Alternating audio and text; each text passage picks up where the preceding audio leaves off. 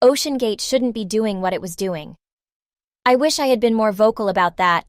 Canadian film director James Cameron says he knew the submarine imploded on Monday and that the rescue was helpless. Director of the Oscar-winning movie Titanic and Avatar, The Way of the Water, James Cameron always had a deep passion for deep-sea exploration. This passion made Cameron break the record for the longest solo dive by traveling 35,787 feet to the deepest known point on Earth in the Mariana Trench.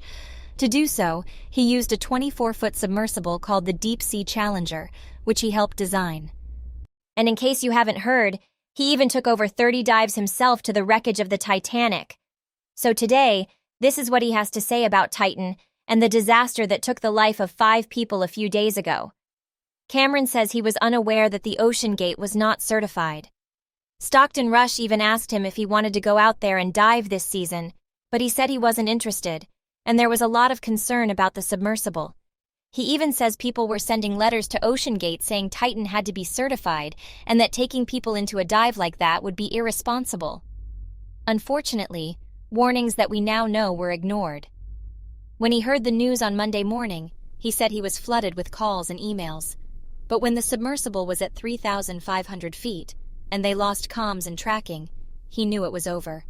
In his own words, "The transponder that's used to track a sub during descent and on the bottom is a fully autonomous system. It's in its own pressure housing and has its own battery power, so for them to lose comms and tracking at the same time sub was gone, there was no question in my mind."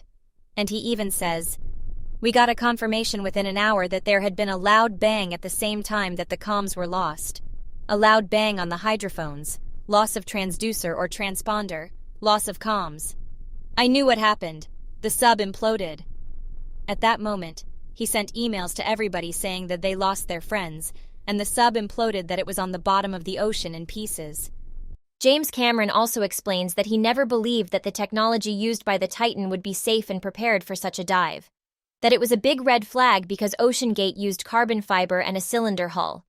He says that these hulls are usually made of steel, titanium, ceramic, and acrylic, so they can model them and even do the proper testing, something we now know never happened with Titan.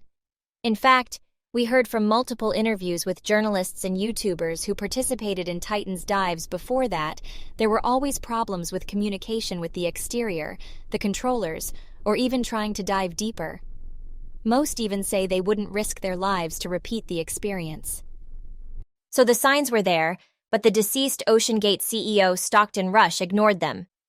James Cameron even says, "We knew that if the sub-passage pressure test wasn't going to fail on the first dive, it might fail on dive 7. So it was a matter of time until the submersible imploded.